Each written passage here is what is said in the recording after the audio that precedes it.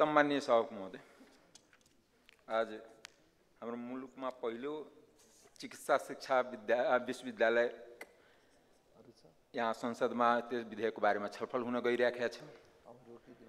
म सुदूरपश्चिमको नेपाली जनतालाई बधाई दिन चाहन्छु। साथसाथै म सरकारसँग के आग्रह गर्न चाहन्छु भने विकासमा जहिले पनि विभेद यहाँ भइराखेको छ। त्यहाँ दशरथचन्द जुन विश्वविद्यालय स्वास्थ्य विज्ञान विश्वविद्यालय बनाएको त्यसमा मेरो आपत्ति छैन। मेरो आपत्ति के छ भने कुनै पनि 48 सालदेखि बनेको सरकारलाई 2 नम्बर प्रदेशको मतलब छैन।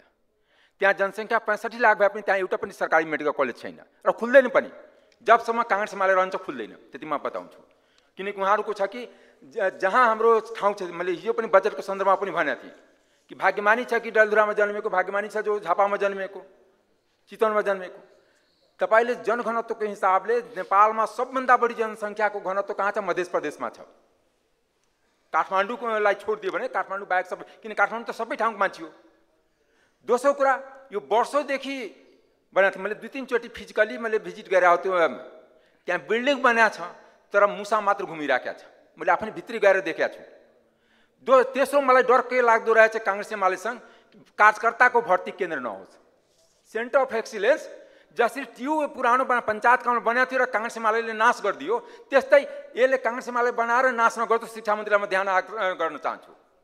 जसरी तपाईँले धपाइदिनु भयो मेरिटबाट आएको भिसीलाई, त्यो बराललाई धपाइदिनु भयो, त्यसको त गल्ती यही थियो नि। जनजाति थियो बेचारा, एमाले पार्टीसँग बिलोङ गरिरहेको थिएन, त्यस कारण प्रधानमन्त्रीलाई धपाउनु भयो।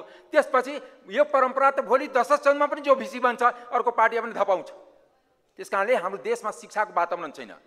बराबर अनि अहिले उहाँ सदनमा हुनुहुन्न, तर एमालेकै जो शिक्षा मन्त्री हुनुहुन्थ्यो उहाँको इन्टरभ्यू जगदीश खरेललाई हट सिटमा दिनुभएको छ इमेज टिभीमा। त्यो सुनिदियो भने म धन्य हुन्थ्यो एमाले र काङ्ग्रेसको कार्यकर्ताहरूसँग या यहाँको मान्यजीहरूसँग कि कसरी तपाईँहरूले सार्वजनिक शिक्षालाई ध्वस्त पारेर प्राइभेटको संरक्षण गर्नको लागि एमाले काङ्ग्रेस खडा गर्नुभएको छ। किनकि म्याक्सिमम सांसदको लगानी त्यहाँ छ। लगानी सुरक्षित गर्नको लागि तपाईँले देश र जनतालाई पीडित नबनाउनुहोस्। अनि त्यो शिक्षा मन्त्रीको राजीनामा नै सार्वजनिक विद्यालयलाई, सामुदायिक विद्यालयलाई रक्षा गर्ने नाउँमा भएको हो। तपाईँले जो राम्रो गर्न खोज्यो त्यसलाई जहिले पनि बलिदान दिने कि जहिले पनि? किनकि म यहाँ भन्न चाहदिनँ कि कसको ज्वाइँ, कसको छोरा, कसको लगानी कुन कुन विद्यालयमा छ, कसको आसेपासेले चलिरहेछ। त्यस कारणले नेपाली नागरिकको देश बनाउनलाई सार्वजनिक विद्यालय, सार्वजनिक विश्वविद्यालय, सार्वजनिक सेन्टर अफ एक्सिलेन्स, जो देश आजसम्म ट्युलाई 50औं वर्षको इतिहासमा सेन्टर अफ एक्सिलेन्स नबनाए सक्ने आज सेन्टर अफ एक्सिलेन्स बन्छ। अहिले भर्खर मभन्दा अगाडि मानिए योगेश भट्टराईले भन्छ त्यो पत्याउँछ। अरू जो नेपाली जनता साक्षर छ त्यो पत्याउँदैन। म पनि एउटा सेन्टर अफ एक्सिलेन्स युनिभर्सिटीबाट पिएचडी गरेको मान्छे, हामी पत्याउँदैन। किनकि यहाँको सरकारको नीति होइन, नियत खराब छ। नीति खराब। सदस्य यहाँको समय सकिएको, म आधा मिनटमा सकाउँछु सभामा। त्यस कारणले म दशरथचन्द जुन स्वास्थ्य विज्ञान विश्वविद्यालय त्यसको समर्थन गर्छु, तर साथसाथ माग गर्छु कि मधेसमा पनि त्यस्ता केन्द्रको विद्यालय विश्वविद्यालय स्वास्थ्यमा खुलोस्। मधेसी जनता जहिले पनि दुःख पाउनको लागि, अन्याय सहनको लागि, विकासबाट वञ्चित हुनको लागि, भोट र नोट दिनको लागि, कर दिनको लागि जन्म लिएको छैन।